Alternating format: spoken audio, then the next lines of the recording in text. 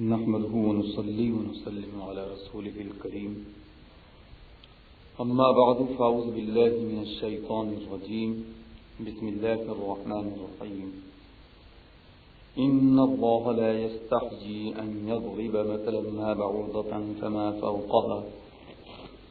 فأما الذين آمنوا فيعلمون أنه الحق من ربهم وأما الذين كفروا فيقولون ماذا أراد الله بهذا مثلا يضل به كثيرا ويهدي به كثيرا وما يضل به إلا الفاسقين صدق الله العلي العظيم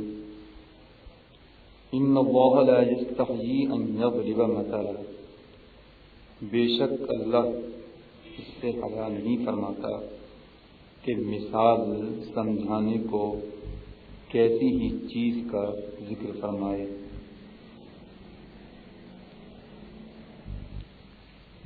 مچھر ہو یا اس سے بڑھ کر، تو وہ جو ایمان لائے وہ تو جانتے ہیں کہ یہ ان کے رب کی طرف سے حق ہے۔ رہے کافر، وہ کہتے ہیں کہ ایسی کہاوت میں اللہ کا کیا مقصود ہے۔ اللہ بتیروں کو اس سے گمراہ کرتا ہے اور بتیروں کو ہدایت فرماتا ہے۔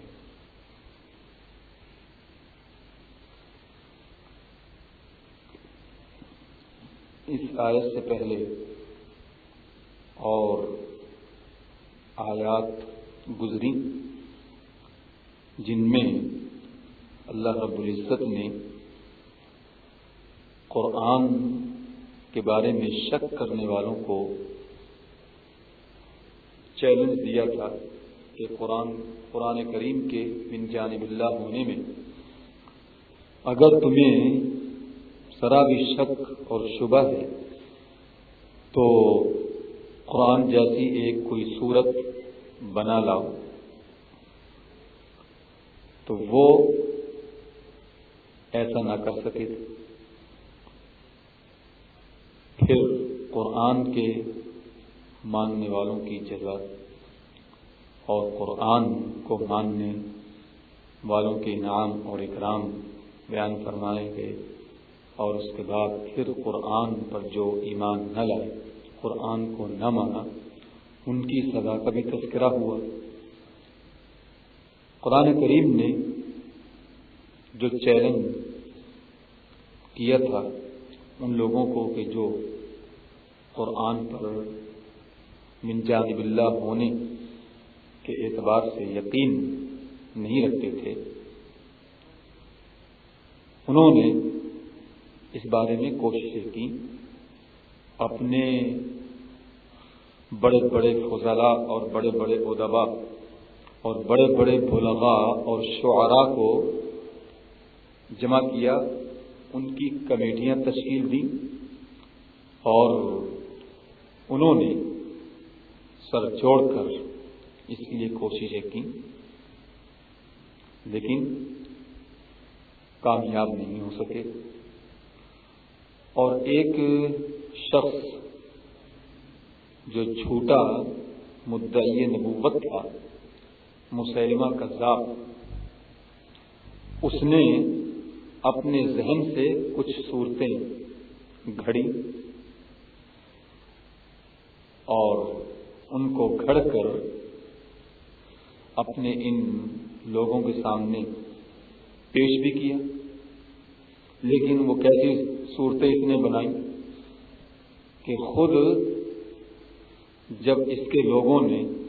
ان گھڑی ہوئی بنی ہوئی عبارتوں کو سنا تو سن کر قہقہا لگانے لگے اور کہا کہ یہ کیا تو نے جو ہے کلام بنایا ہے۔ بعضوں نے اس طرح کی بھی عبارات جوڑی جن میں نہ کوئی ربط تھا، نہ کوئی اس میں کوئی مضمون بیان ہو رہا تھا، اور نہ کوئی اس میں کسی قسم کی خبر، اور اس طرح کی باتیں بنا کر پیش کی، الفیل ملفیل وما ادراک ملفیل۔ تو یہ باتیں بنا کر پیش کی جن میں کوئی کسی قسم کا جو ہے وہ مضمون کا یا کسی بات کا یا کسی ایسی چیز کا تذکرہ نہیں کہ جس سے لوگوں کو کچھ بات معلوم ہو، کوئی حکم معلوم ہو، کوئی واقعہ، کوئی قصہ معلوم ہو. تو اس طرح کی جب باتیں ہوئیں اور اس طرح کے کلام بے جوڑ اور بے جو ہے ربط کے پیش کیے گئے، خود ان کے جو ہے وہ جاننے والوں نے اور عربیت پر مہارت رکھنے والوں نے سن کر جب انہیں رد کر دیا تو پھر یعنی سرکار دو عالم صلی اللہ تعالی علیہ وسلم کے سامنے تک جو ہے ان کو پیش نہ کیا جا سکا. یا آپ یہ دیکھ لیں کہ اس زمانے میں جو تبرعی رافضی موجود ہیں تو انہوں نے بھی جو ہے یہ کہا کہ قرآن کریم میں جو ہے بہت سی صورتیں تھیں وہ حذف کر دیں، اور انہوں نے جو ہے اس بات کا پروپیگنڈا بھی کیا اپنے طور پر کہ دیکھو قرآن میں سورہ حسنین اور سورہ فاطمہ جو ہے یہ نکال دی گئی. اب اپنے طور پر یہ باتیں لکھ تو لیں لیکن عامت المسلمین اور عوام الناس کے سامنے اپنی جو ہے بے غیرتی کے سبب جو ہے پیش نہیں کر سکے کہ لوگ کیا کہیں گے. لیکن یہ بات ہے کہ انہوں نے اس طرح کی باتیں کی ہیں اور انہوں نے اس بارے میں جو ہے اس طرح کا جو ہے وہ ذکر کیا ہے، لیکن ہر ایک کے سامنے اور علل اعلان اور کھلم کھلا جو ہے وہ ان باتوں کو پیش نہیں کرتے ہیں، صرف اس ڈر سے کہ لوگ جو ہیں ان کی ہجو کریں گے، لوگ ان کا مذاق اڑائیں گے، تو اس وجہ سے پیش نہیں کرتے ہیں. تو بہرحال قرآن کریم کا اپنا چیلنج اپنی جگہ پر موجود، لیکن تمام کے تمام اس سے عاجز اور بے بس ہو گئے. تو یہ ایک حقیقت ہے کہ جب باطل عاجز آ جاتا ہے اور اس سے کوئی بات نہیں بن پڑتی ہے تو وہ پھر طرح طرح کے وہم اور طرح طرح کے شکوک و شبہات پیدا کرنے کی کوشش کرتے ہیں. تو ان کفار مکہ نے بھی یہی کیا اور قرآن کے منکرین نے بھی یہی چال چلی اور یہی مکر کا راستہ اختیار کیا اور کہنے لگے کہ دیکھو یہ قرآن کیسے اللہ کا کلام ہو سکتا ہے کہ اس میں تو جو ہے مکڑی اور مچھر کا ذکر ہو رہا ہے. تو یہ اگر قرآن اللہ کی کتاب ہے تو اس جیسی کتاب میں ایسی چھوٹی چھوٹی مخلوق اور ایسی جو ہے حقیر چیزوں کا ذکر کیوں کیا گیا ہے. جب اللہ رب العزت نے بت پرستوں کے بتوں کو تار عنکبوت مکڑی سے اور اس کے جالے سے مثال دی اور یہ کہاوت بیان کی تو انہوں نے یہ بات کہنا شروع کر دی. تو اللہ رب العزت نے اس آیت میں یہ بیان فرمایا کہ ان اللہ لا یستحی ان یضرب مثلا ما بعوضۃ فما فوقها. اللہ تبارک و تعالی ترک نہیں فرماتا اس کہ وہ مثال بیان نہ کرے، وہ مثال بیان کرنا ترک نہیں فرمائے گا، وہ مثال بیان فرمائے گا اور خواہ وہ مچھر ہی کی مثال کیوں نہ ہو یا اس سے بڑی یا اس سے کم حقیر چیزوں کی مثال ہی کیوں نہ بیان فرمائے. تو یہ مثال صرف اور صرف مضمون اور ایسی بات ہو کہ جو معقول ہوتی ہے، محسوس نہیں ہوتی ہے، اس کی وضاحت کے لیے اور اس کو سمجھانے کے لیے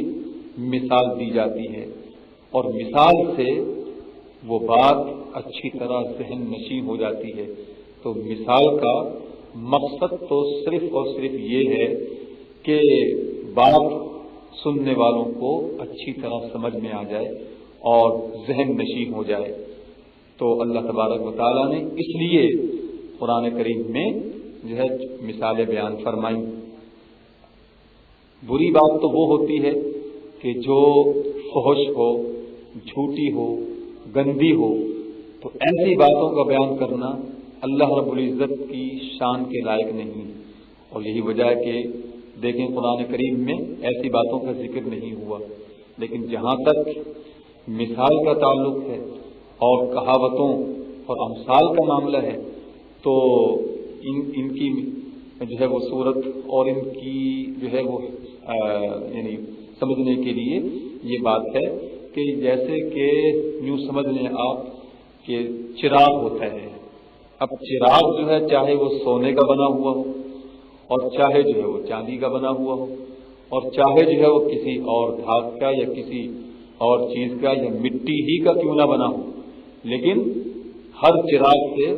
روشنی جو نکلتی ہے وہ یکساں ہوتی ہے، روشنی جو ہوتی ہے وہ بالکل برابر ہوتی ہے. تو اب یہ نہیں کہا جا سکتا کہ جناب سونے کے چراغ کی روشنی کچھ اور ہے اور چاندی کے چراغ کی روشنی کچھ اور ہے، مٹی کے چراغ کی روشنی کچھ اور ہے، ایسا کوئی بھی نہیں کہتا. لیکن سب یہ جانتے ہیں کہ چراغ ہی ہے، اس کی روشنی یکساں ہوتی ہے. تو اب بڑی چیزوں کے لیے جو ہے اللہ تبارک و تعالی بڑی مثال بیان فرماتے ہیں، چھوٹی چیزوں کے لیے چھوٹی مثال بیان فرماتے ہیں. تو مثال کا مقصد بتلا دیا گیا کہ مثال دینے کا اور کہاوت بیان کرنے کا منشا اور مقصد یہ ہوتا ہے کہ مخاطبین کو، سننے والوں کو، سامعین کو بات اچھی طرح جو ہے واضح ہو جائے اور وہ اس بات کو اچھی طرح سمجھ لیں، اس لیے جو ہے مثال بیان کی جاتی ہے. اور مثال کی حیثیت اور حقیقت تو یہ ہے کہ بارش کے پانی کی طرح ہوتی ہے، یا پانی ہی کی طرح سمجھ لیں کہ اگر یہی پانی کھاری زمین میں جس میں کھارا پن ہو وہاں پر اگر یہ پانی پہنچے، یا بارش جو ہے ایسی زمین پر ہو کہ جس میں کھارا پن ہے، شور ہے، تو اب ظاہر ہے کہ اس زمین میں اس پانی سے، اس بارش کے پانی سے اور دوسرے پانی سے سوائے کانٹے کے اور بغیر کسی یعنی ایسے پودوں کے کہ جس میں کوئی فائدہ نہیں ہوتا ہے، ایسے جو ہے پودے اور کانٹے جو ہے وہاں پر اگ جائیں گے. لیکن اگر یہی پانی اور یہ بارش اگر اچھی زمین میں ہوتی ہے تو پھر وہاں اس زمین میں گلاب بھی پیدا ہوتا ہے، چنبیلی بھی پیدا ہوتا ہے، موتیا بھی ہوتا ہے اور طرح طرح کے پھل اور میوے اور خوشبو کے جو ہے وہ پودے وہاں پر اگاتے ہیں. تو یہ بارش اور پانی کا قصور نہیں ہوتا بلکہ یہ زمین کا ہوتا ہے کہ زمین جیسی ہوگی تو ویسا ہی جو ہے اس کے اندر پودا اگے گا، اور یہ پانی جو ہے پودا اگائے گا. تو پانی میں کوئی قصور نہیں، پانی میں کوئی خرابی نہیں، بلکہ جو ہے یہ تو زمین کی خرابی ہوتی ہے. تو اسی طرح جو ہے یعنی اللہ تبارک و تعالیٰ نے قرآن کریم میں جو مثالیں بیان فرمائیں تو جو بے ایمان تھے ان کی بے ایمانی اور جو صاحبان ایمان تھے ان کا ایمان بڑھ گیا. تو یہ قصور جو ہے مثالوں کا نہیں ہے بلکہ یہ دلوں کا قصور ہے. مسلمانوں نے جب یہ مثالیں سنی تو ان کا ایمان اور بڑھ گیا، کافروں نے جب یہ مثالیں سنی تو ان کا کفر اور شدت اختیار کر گیا. تو یہ قصور جو ہے صرف دلوں کا ہے، اور یہ قصور جو ہے صرف سوچ اور سمجھ کا ہے. تو جنہوں نے ایمانی نظر سے دیکھا تو ان کے ایمان تازہ ہو گئے، ان کے ایمان اور پختہ ہو گئے. لیکن جنہیں جو ہے وہ دل میں جو ہے وہ کفر کوٹ کوٹ کر بھرا ہوا تھا، جن کے دلوں میں کفر جو ہے وہ بھرا ہوا تھا، انہوں نے ان مثالوں پر نظر ڈالی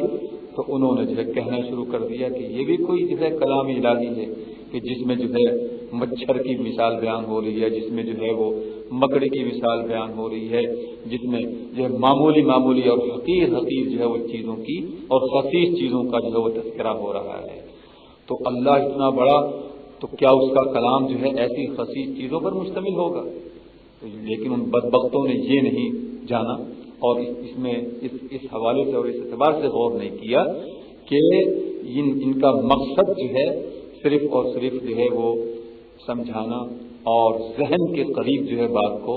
کرنا ہے. تو اب چاہے وہ چھوٹی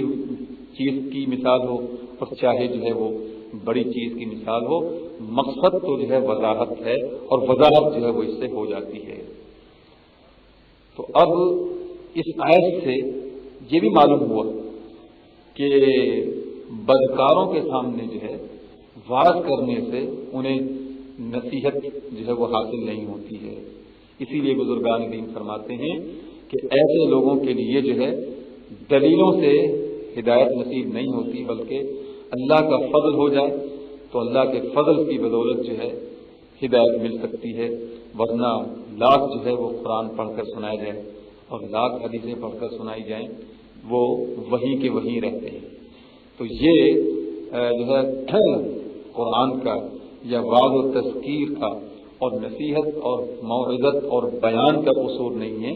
بلکہ جو ہے یہ دلوں کا فطور ہے۔ اور اسی طرح سے معاملہ جو ہے وہ صاحب قرآن علیہ السلام کا بھی ہے، اور وہ اس طرح سے کہ دیکھیں قرآن کریم پر نظر ڈالنے والے جو ہیں وہ دو طرح کے ہیں، دو طرح کی نظر قرآن پر جو ہے وہ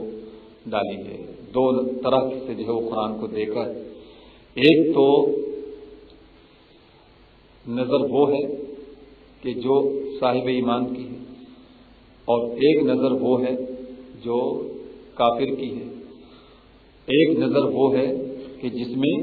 اعتراض ہے۔ تو جو ایمانی نظر رکھتا ہے تو اس کا تو ایمان اور بڑھتا ہے، اس کو اور ہدایت نصیب ہوتی ہے، لیکن اگر اعتراض کی نظر کوئی ڈالتا ہے تو اس کو بجائے ہدایت کے اور جو ہے گمراہی حاصل ہوتی چلی جاتی ہے۔ تو یہ قرآن کا قصور نہیں بلکہ یہ نظر کا قصور ہے کہ نظر جو قرآن پر ڈالی نظر ڈالنے والے نے وہ اعتراض سامنے رکھ کر اور اعتراض کی کو بنیاد بنا کر اعتراض کرنے کے لیے جو ہے قرآن کو دیکھا تو اس کو ہدایت نصیب نہیں ہوئی اور گمراہی میں وہ بڑھتا ہی چلا جاتا ہے۔ اسی طرح سے جس طرح سے کہ سرکار دو عالم صلی اللہ تعالی علیہ وسلم پر جب نظر صدیق پڑی اور صدیقی نظر جن لوگوں نے ڈالی تو وہ صحابی بن گئے، اور جنہوں نے ابو جہل جیسی نظر ڈالی تو وہ طاغوت اور وہ عذابی بن گئے۔ اسی طرح سے جس طرح سے کہ آپ دیکھیں کہ نظروں میں کتنا فرق ہوتا ہے۔ ایک تو ماں ہے جو اپنے بچے کو نظر ڈالتی ہے، اس کی نظر میں کچھ اور بات ہوتی ہے، کچھ اور تاثیر ہوتی ہے، اور ایک دائن بھی ہوتی ہے، وہ بھی بچے پر نظر ڈالتی ہے، لیکن اس کی نظر میں کچھ اور فرق ہوتا ہے۔ تو یہ فرق ہے نظروں کا، چیز کا فرق نہیں، چیز تو ایک ہی ہے، قرآن کریم تو ایک ہی ہے۔ اسی قرآن سے لوگوں نے ہدایت پائی اور اسی قرآن سے وہ گمراہ بھی ہوئے۔ تو یہ قرآن کا قصور نہیں بلکہ قرآن پر نظر ڈالنے والوں کا قصور ہے۔ اللہ تبارک و تعالی ہم سب کو ایسی نظر عطا فرمائے کہ جس سے ہمارے ایمان میں اور اضافہ، ہمارے ایمان میں اور پختگی ہوتی چلی جائے۔ آخر دعوانا ان الحمد للہ رب العالمین۔